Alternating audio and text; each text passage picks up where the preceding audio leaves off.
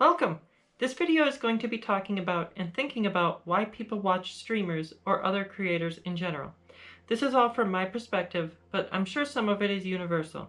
Yes, the obvious answer is for entertainment, but what that means varies, and you can't have your content appeal to all people equally.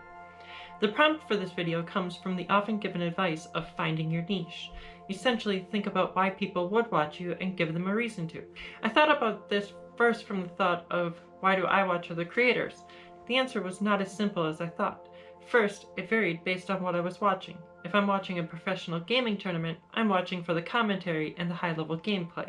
If I'm watching a friend, I'm watching to be supportive of them and be part of their community. Here's how I found other creators to watch. First, recommendations from previous creators. This really only applies if you already have found at least one person that you like, and the results are going to be all over the place. Often they might not play a game you have an interest in, or they just have a schedule so you rarely get to see them live. Second, searching by a game that I'm interested in and then filtering by a category. I choose LGBTQ. Depending on the game, there might be 1 to 10 streams with that tag. It's important for me to find a community that I'm going to be welcomed in. This method means that I already know what I want to watch and nobody I follow is streaming anything that I want to watch right now.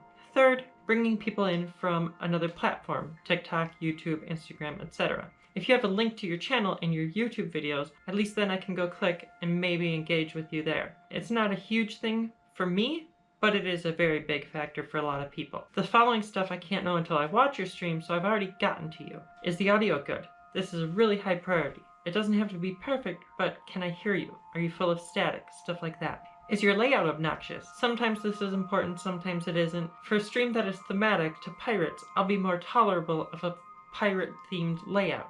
If it's a retro randomizer, then having the item progression collected on the screen, very, very important. Are you and your community friendly and welcoming? If the first thing I see is the streamer or the chat being really rude, I'm gonna click away. Are you even talking? This is really, really high on the list too. I find a lot of people don't talk at all, especially smaller streamers.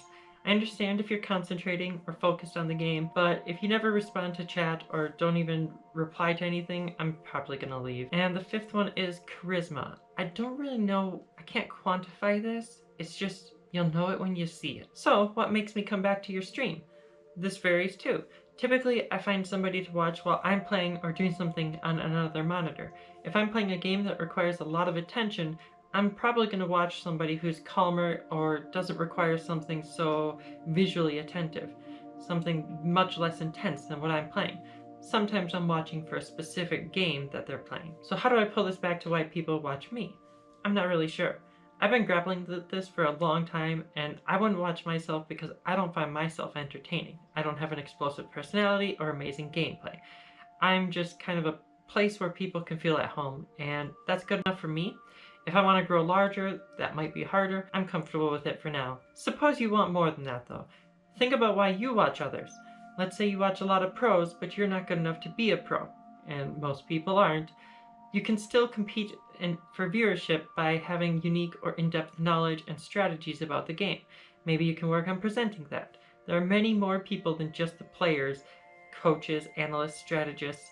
The biggest thing I've seen is charisma, and sometimes it's natural, sometimes it's not, but you can work on your communication skills to improve. For example, I know that I'm not super charismatic all the time, but if I wanted to improve, I think I could improve on improvising and speaking freely. I have worked on communication in general, but I can always get better. Say you get asked a question in chat, and you can give a short answer, or you can give a longer answer with an anecdote. They're both technically correct, but one is going to come off feeling a little bit colder and doesn't spark conversation the same way that the other one is. Being able to think of something off the cuff and improvise is a skill, and it might not come naturally. For myself, I have a lot of stories and knowledge that I would like to share, but when I'm put on the spot, I lose access to that information. I understand there's not really any answers here. Hopefully you found some useful things to think about, or maybe you already knew all this and it's a refresher.